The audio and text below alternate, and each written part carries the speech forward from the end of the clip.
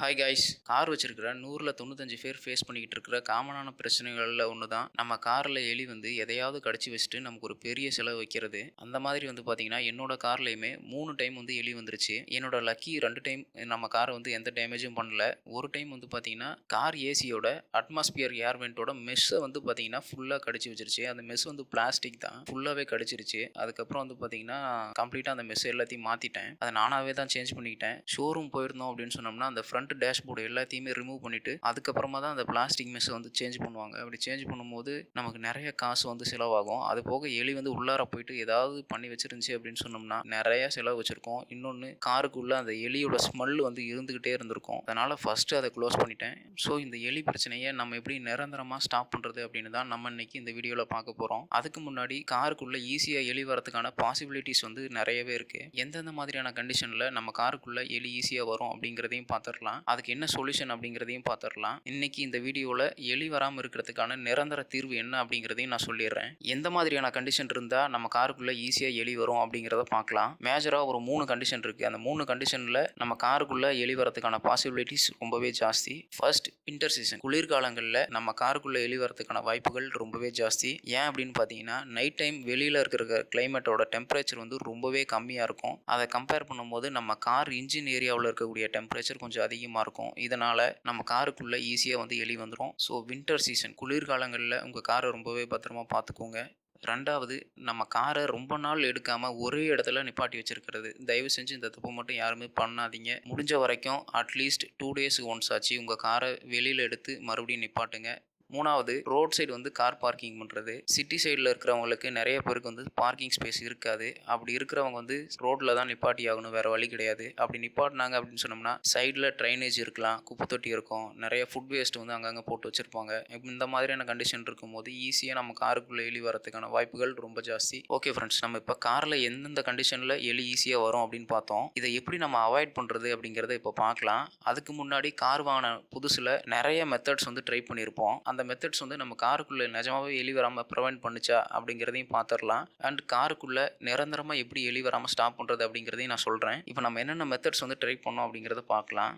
First method, நான் புதுசாக car வாங்கினதுமே நிறைய பேர், ஏன் நானுமே இந்த மெத்தட்ஸ் வந்து ட்ரை பண்ணியிருக்கேன். கார் இன்ஜின் ஏரியாவில் வந்து பார்த்திங்கன்னா புகழை வந்து கட்டி விட்டுருப்போம். அங்கங்கே வந்து பார்த்திங்கன்னா கொஞ்சம் கொஞ்சமாக கட்டி விட்டுருப்போம். அந்த ஸ்மெல்லுக்கு வந்து வராது அப்படின்ற மாதிரி நிறைய பேர் சொல்லியிருப்பாங்க. நானும் அதை வந்து ட்ரை பண்ணியிருக்கேன். பட் ஆனால் இது வந்து உண்மையாகவே காருக்குள்ளே எலி வரதை ப்ரிவென்ட் பண்ணுச்சா அப்படின்னு கேட்டிங்கன்னா இந்த மெத்தட் சுத்தமாக எனக்கு ஒர்க் ஆகலை. உங்களுக்கு யாருக்காச்சும் ஒர்க் ஆச்சு அப்படின்னா அது எப்படி எஃபெக்டிவாக யூஸ் பண்ணுறது அப்படிங்கிறத கமெண்ட் பண்ணுங்கள் ஃப்ரெண்ட்ஸ். நானும் தெரிஞ்சுக்கிறேன், எல்லாரும் தெரிஞ்சுக்கிட்டோம். செகண்ட் மெத்தட், நான் இந்த செகண்ட் மெத்தட் வந்து ரொம்ப நாள் யூஸ் பண்ணிட்டு இருந்தேன். இந்த ஒரு 10 டேஸ்க்கு முன்னாடி வரைக்கும் நான் யூஸ் பண்ணிக்கிட்டு இருந்தேன். அது என்ன அப்படின்னு பார்த்தீங்கன்னா, காரோட இன்ஜின் அதுக்கப்புறம் அந்த கார் நிப்பாட்டி வச்சிருக்கிற ஏரியாவில் வந்து பார்த்தீங்கன்னா பெனாயில் இல்லைனா வந்து பூண்டு தண்ணியை வந்து ஸ்ப்ரே பண்ணி விட்டுட்டு இருப்பேன். இது உண்மையாகவே ஒர்க் ஆகுமா அப்படின்னு கேட்டிங்கன்னா எனக்கு நிச்சயமாக தெரில. ஆனால் நான் இதுதான் வந்து பண்ணிக்கிட்டு இருந்தேன். ஓரளவுக்கு எனக்கு வந்து வராமல் இருந்துச்சு அப்படின்னு சொல்ல முடியும், இல்லை அதுவே வரலையான்றதும் எனக்கு தெரில. ஆனால் இது நான் ஒரு நாள் நைட்டும் பார்த்தீங்கன்னா கம்பல்சரி வந்து பார்த்தீங்கன்னா அந்த இடத்துக்கு போயிட்டு நான் ஸ்ப்ரே பண்ணி விட்டுட்டே தான் இருக்கும். மறந்துட்டோம் அப்படின்னு சொன்னோம்னா எலி வரதுக்கான வாய்ப்புகள் இருக்குது. நான் இந்த மாதிரி பண்ணியுமே எனக்கு 3 டைம் வந்து அதை எலி வந்துச்சு. ஸோ அந்த மெத்தட் ஒர்க் ஆகுமா ஆகலையாங்கிறது எனக்கு தெரில. பட் ஆனால் நான் இதை ரொம்ப நாள் யூஸ் பண்ணிக்கிட்டு இருந்தேன். அடுத்ததான் மூணாவது மெத்தட், இந்த ரேட் ஸ்ப்ரே அப்படின்னு ஒன்று வச்சு இருக்கும். இந்த ஸ்ப்ரே வந்து பார்த்தீங்கன்னா நம்ம காரோட இன்ஜின் ஏரியாக்கள் அடிச்சு விட்டுட்டீங்க அப்படின்னா 1 month வரைக்கும் நமக்கு எலி வராது அப்படிங்கிற மாதிரி கிளைம் பண்ணுவாங்க. பட் ஆனால் அந்த ஸ்ப்ரே வாங்கி நானும் யூஸ் பண்ணேன். இதோட காஸ்ட் வந்து பார்த்தீங்கன்னா ஒரு 150 rupees வரும். இந்த ஸ்ப்ரே வந்து பார்த்தீங்கன்னா ஒரு டைம் நம்ம ஸ்ப்ரே பண்ணிட்டீங்க அப்படின்னா அந்த கேன் எம்டி ஆகிடும், அவ்வளோதான். இந்த ஸ்ப்ரே வந்து அடிச்சதுக்கப்புறம் ரொம்ப ஹெவி ஸ்மெல் இருக்கும். 1 month வரைக்கும்லாம் இது வராது. நீங்கள் காரை நிப்பாட்டியே வச்சுருந்தீங்க அப்படின்னு சொன்னோம்னா ஒரு மினிமம் ஒரு 7 to 10 days வரைக்கும் இந்த ஸ்மெல் இருக்கும். அதுவும் வந்து மினிமமாக இருக்கும். நீங்கள் இடையில கூட கார் எடுக்கவே கூடாது. இப்படி கார் எடுத்துட்டீங்க அப்படின்னு சொன்னோம்னா நம்ம வெளியில் போயிட்டு வந்து மறுபடியும் நிப்பாட்டும் போது அந்த ஹீட்டுக்கும் அந்த ஏர் சர்க்குலேஷனுக்கும் அந்த ஸ்மெல் வந்து கட்டாயம் போயிடுது. அது ஃபுல்லாக இருக்கிறது கிடையாது. அதனால் இந்த ஸ்ப்ரே எஃபெக்டிவா அப்படின்னு கேட்டிங்கன்னா, ஒரே இடத்துல நிப்பாட்டி வச்சுருக்கீங்க, நான் கார் எடுக்கவே மாட்டேன், இன்னைக்கு ஸ்ப்ரே அடிச்சிட்டேன் அப்படின்னு சொன்னோன்னா நான் ஒரு 10 நாள் 20 நாள் ஆகும் எடுக்க அப்படின்னா ஓகே, நீங்கள் ஸ்ப்ரே பண்ணீங்க அப்படின்னா ஒரு 7 days 10 daysக்கு வந்து அந்த ஸ்மெல் இருக்கும், ஒன்றும் பிரச்சனை கிடையாது. பட் ஆனால் இது வந்து ரொம்பவே பாய்சன். நீங்கள் யூஸ் பண்ணும்போது அதிலேயே இன்ஸ்ட்ரக்ஷன் வந்து கொடுத்துருப்பாங்க. க்ளவுஸ் யூஸ் பண்ணுங்க, மாஸ்க் யூஸ் பண்ணுங்க அப்படிங்கிற மாதிரிலாம் கொடுத்துருப்பாங்க. அதே மாதிரி சைல்டுகிட்ட இருந்து அவாய்ட் பண்ணி வைங்க அப்படிங்கிற மாதிரி கொடுத்துருப்பாங்க. ரொம்பவே ஒரு முக்கியமான விஷயம் என்ன அப்படின்னு பார்த்தீங்கன்னா, நீங்கள் ஸ்ப்ரே பண்ணிட்டு ஒரு எமர்ஜென்சி மறுபடியும் நான் கார் எடுத்துகிட்டு போக வேண்டிய சுச்சுவேஷன் வந்துருச்சு அப்படின்னா கார் எடுத்துகிட்டு போங்க, ஒன்றும் பிரச்சனை கிடையாது. ஆனால் நீங்கள் ஏசி ஆன் பண்ணி அட்மாஸ்பியர் ஏர் வந்து உள்ளே வர மாதிரி மட்டும் செட் பண்ணாதீங்க. ஏன் அப்படின்னா அது இன்ஜின் பே கிட்ட இருந்து தான் வந்து ஏரை உள்ளே எடுக்கும். அப்படி எடுக்கும் போது வந்து பார்த்தீங்கன்னா இதுக்குள்ளே இருக்கக்கூடிய அந்த பாய்சனஸ் கெமிக்கல் எல்லாம் நம்ம காருக்குள்ளே வந்துடும். காருக்குள்ளே வந்துச்சுன்னா அப்படியே ஃபுல்லாக காருக்குள்ளே உள்ள அதுவே இருக்கும். மயக்கம் வர்றதுக்கான சிச்சுவேஷன் கூட இருக்கும். குழந்தைங்க இருந்துச்சுன்னா ரொம்பவே டேஞ்சரஸ். ஸோ என்னைய கேட்டீங்க அப்படின்னா, இந்த ராட் ஸ்ப்ரே மறுபடியும் நான் வாங்கி யூஸ் பண்ணுவேனா அப்படின்னு கேட்டீங்கன்னா, கண்டிப்பா நான் வாங்கி யூஸ் பண்ண மாட்டேன். இது ரொம்பவே பாய்சன். அது போக ஒரு 7 டேஸ்க்கு மட்டும் தான் தாங்கும். நீங்க உங்க கார அன்னைக்கு ஸ்ப்ரே பண்ணிட்டு ஏதோ ஒரு எமர்ஜென்சி அப்படின்னு எடுத்துட்டு போனீங்கன்னா கம்ப்ளீட்டா போயிடும். அது நம்ம வண்டி மழையில நனைஞ்சிச்சு அப்படின்னு சொன்னோம்னா ராட் ஸ்ப்ரே சுத்தமா போயிடும். இதுக்காக வந்து ஒரு ₹150 வந்து வேஸ்ட் பண்றது என்னைய கேட்டீங்கன்னா வேஸ்ட். 4த் மெத்தட். கம்ப்ளீட்டா நம்ம காருக்குள்ள ரேட் வரத அவாய்ட் பண்றதுக்கான எனக்கு தெரிஞ்சு இருக்கிற ஒரே மெத்தட் இது மட்டும் தான். அது என்ன அப்படின்னு பார்த்தீங்கன்னா, அல்ட்ராசோனிக் ரேட் ரிப்பெல்லர் டிவைஸ். இந்த டிவைஸ் தாங்க. இந்த டிவைஸ் வந்து பார்த்தீங்கன்னா, நம்ம காருக்குள்ள ரேட் வரத கம்ப்ளீட்டா ஸ்டாப் பண்ணும். இது ஒரு விதமான அல்ட்ராசோனிக் சவுண்ட் வந்து ப்ரொடியூஸ் பண்ணும் உங்க கார்ல ஃபிட் பண்ணதுக்கு அப்புறம். அந்த சவுண்ட் வந்து பார்த்தீங்கன்னா, எலிகளுக்கு ஒரு இரிட்டேஷன வந்து உண்டு பண்ணும். அப்படி உண்டு பண்றதுனால எந்த விதமான எலியும் நம்ம கார் பக்கம் வராது அப்படிங்கிற மாரி சொல்றாங்க. அது போக எல்இடி லைட்டுமே வந்து குடுத்திருப்பாங்க. அதுவுமே பிளிங்க் ஆகும். அண்ட் இந்த டிவைஸ் வந்து பார்த்தீங்கன்னா, நெறைய அட்வான்டேஜஸ் இருக்கு. First 0 maintenance. நீங்க ஒன்ஸ் வாங்கி இத ஃபிட் பண்ணிட்டீங்க அப்படின்னா, எந்த விதமான மெயின்டெனன்ஸ் பண்ணணும், டெய்லியும் போய் பார்க்கணும், செக் பண்ணணும், அந்த மாரியான எதுவுமே கிடையாது. 2வது இது உங்களுக்கு எப்ப வேணும், வேணாம் அப்படிங்கிறத நீங்க டிசைட் பண்ணிக்க முடியும். உங்களுக்கு வேணுங்கிறப்ப நீங்க ஆன் பண்ணி வச்சுக்கலாம். வேணாங்கிறப்ப ஆஃப் பண்ணிக்கலாம்.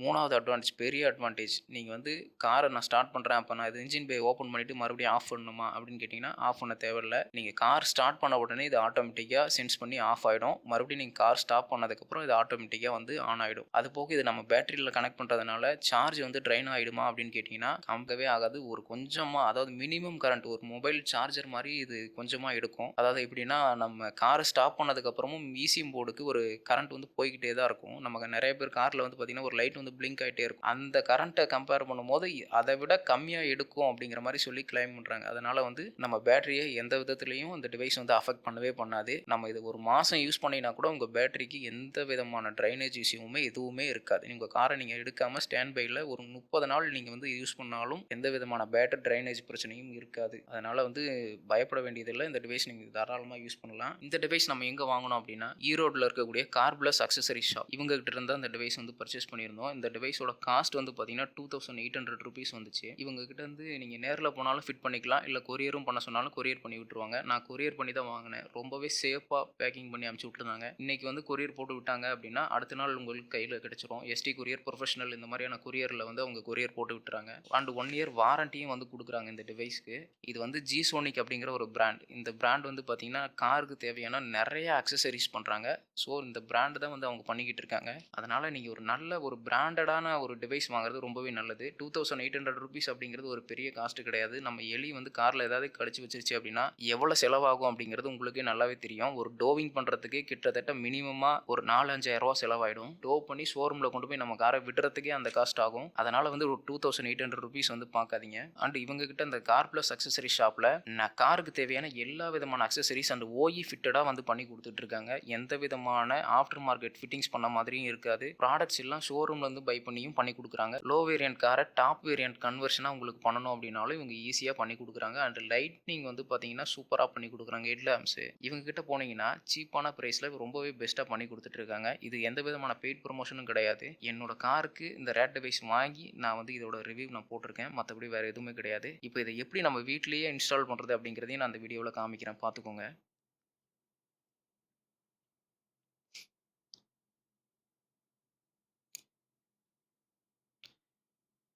இந்த டிவைஸ்ல வந்து பார்த்தீங்கன்னா, இந்த டிவைஸ் அதுக்கப்புறம் டேக் வந்து குடுத்துருப்பாங்க. அதுக்கப்புறம் positive, negative red and black wire வந்து குடுத்துருப்பாங்க. ரெட் ஒயர் வந்து பார்த்தீங்கன்னா பாசிட்டிவ், பிளாக் ஒயர் வந்து நெகட்டிவ். பேட்டரியில இது டைரக்ட்டா நீங்க கனெக்ட் பண்ண வேண்டியது தான். ரெட்ட கொண்டு போய் பாசிட்டிவ்லயும், பிளாக்க கொண்டு போய் நெகட்டிவ்லயும் கனெக்ட் பண்ணிருங்க. கனெக்ட் பண்ணிட்டு உங்களுக்கு தேவையான பிளேஸ்ல வச்சு இந்த டேக் மட்டும் போட்டுருங்க.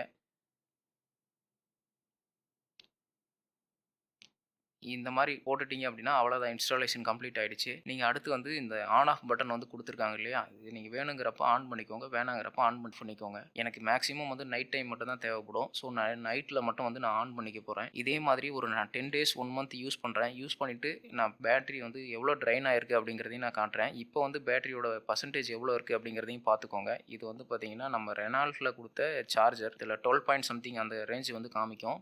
ஒரு 10 டேஸ் 20 டேஸ்க்கு அப்புறம் வந்து நான் மறுபடியும் மல்டிமீட்டர் வச்சு எவ்வளோ பேட்டரி வந்து பர்சன்டேஜ் குறைஞ்சிருக்கு அப்படிங்கிறதையும் நான் காட்டுறேன். அதையும் நீங்கள் பார்த்துக்கலாம். அண்ட் இந்த டிவைஸ் நிஜமாவே ஒர்க் ஆகுதா, எலி வராமல் தடுக்குமா அப்படின்னு இன்னும் நிறைய பேருக்கு டவுட் இருக்கும். ஸோ நான் இதை வந்து எலி இருக்கிற ஏரியாவில் வச்சு டெஸ்ட் பண்ணலான்னு இருக்கேன். லைவாக வந்து டெஸ்ட் பண்ண போகிறேன்.